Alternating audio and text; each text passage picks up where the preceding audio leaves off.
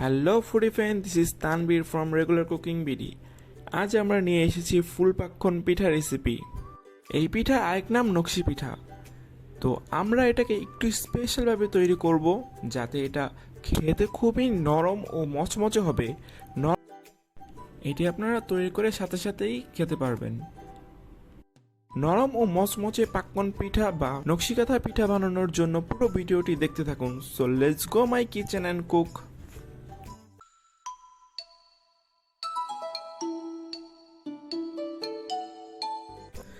প্রথমেই আমরা চালের গুঁড়িগুলো লাল লাল করে টেলে নেব। অবশ্যই গুঁড়িগুলো অনবরত নাড়তে হবে, না হলে নিচে পুড়ে যাবে। এ সময় আমরা চুলার আঁচটা কমিয়ে রাখবো। তো ফ্রেন্ড, দেখতেই পাচ্ছেন আমাদের গুঁড়িগুলো লাল লাল হয়ে গেছে। তো এখন আমরা এগুলো নামিয়ে নেব।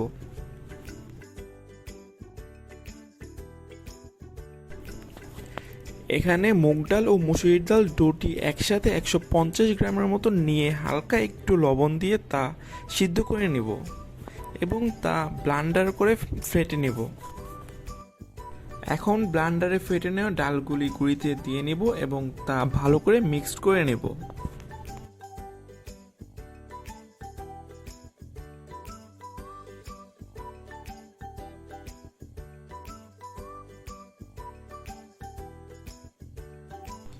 এখানে একটি ডিম অ্যাড করে দিব। আপনারা চাইলে 2টি ডিম অ্যাড করতে পারেন।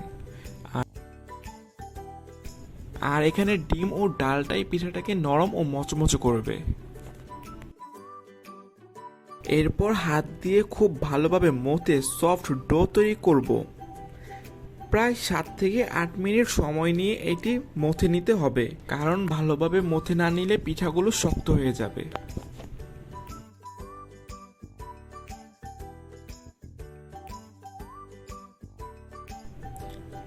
ডোটা মথে নেওয়া হয়ে গেছে। দেখুন, ডোটা হাতের সাথে লেগে যাচ্ছে না, তার মানে একদম পারফেক্ট হয়েছে। এখন সামান্য পরিমাণ ডো নিয়ে পিঠা বানানো শুরু করছি। প্রথমেই ডোটা দিয়ে একটি মোটা সাইজের রুটি বানিয়ে নিব।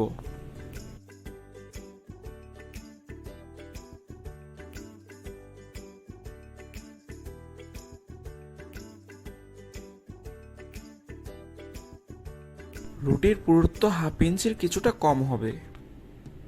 রুটিটা বেলে নেওয়া হয়ে গেছে। এবার এর উপর সামান্য পরিমাণ রান্নার তেল মিশিয়ে নিব। এর ফলে ডিজাইন করার সময় রুটিটা ফেটে যাবে না।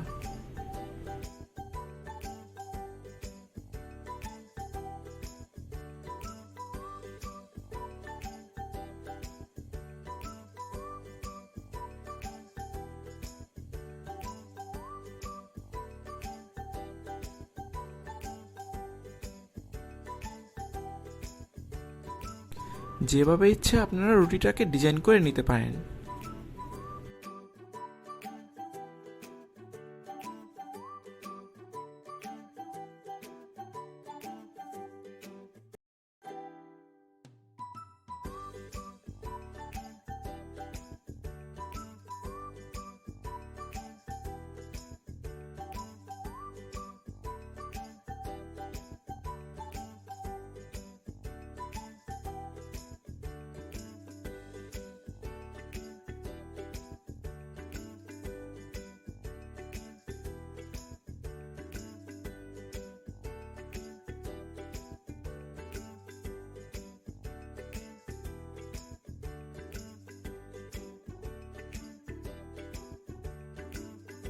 তো দেখতেই পাচ্ছেন আমার রুটিটা ডিজাইন করা হয়ে গেছে।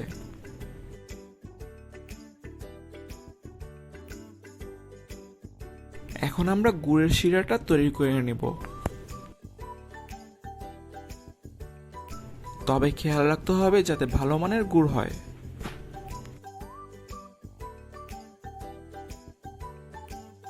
এখন আমরা চুলায় একটি প্যান বসিয়ে তাতে পরিমাণ মতন তেল গরম করে নিয়েছি এবং একটি একটি করে পিঠা তেলের মধ্যে ছেড়ে দিচ্ছি।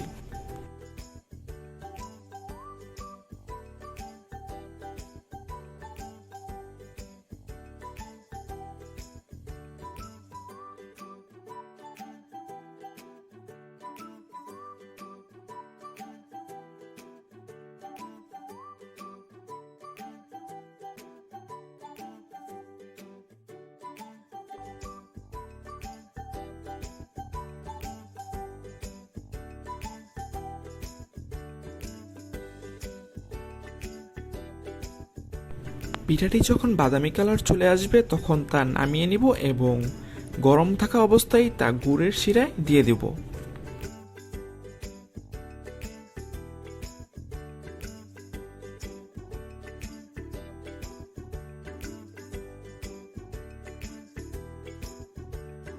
ভালোভাবে শিরায় পিঠাগুলি ডুবিয়ে তা উঠিয়ে নিব।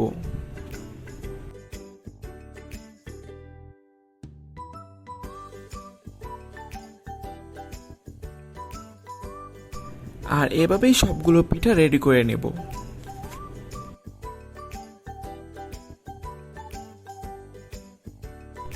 সবগুলো পিঠা ভেজে নেওয়ার পর শিরা চুবিয়ে নিলাম। এগুলো এখন খাওয়ার জন্য একদম রেডি। আর এগুলো খুবই নরম ও মচমচে হয়েছে। আমার পুরো রেসিপিটি ঠিকঠাক ফলো করে পিঠাগুলো তৈরি করলে আপনাদের পিঠাও এরকমই নরম ও মচমচে হবে। ভিডিওটি ভালো লাগলে প্লিজ একটি লাইক দিবেন ও শেয়ার করবেন। আর মজার মজার রেসিপি পেতে এখনই আমার চ্যানেলটি সাবস্ক্রাইব করে পাশেই থাকুন। Thanks for watching.